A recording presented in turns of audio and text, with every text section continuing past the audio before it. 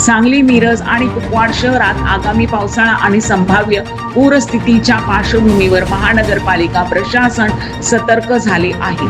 आयुक्त संजिता मोहपात्रा यांनी मंगलधाम येथे सर्व विभाग प्रमुखांचा आढावा बैठक घेतली.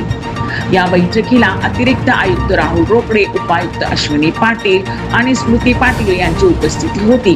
बैठकीत नाले सफाई 30 मे पर्यंत पूर्ण करणे, रस्त्यावरील खड्डे 20 मे पर्यंत बुजवणे, तसेच पाणी पुरवठा, ड्रेनेज आणि विद्युत यंत्रणा सुरळीत ठेवण्याचे निर्देश देण्यात आले.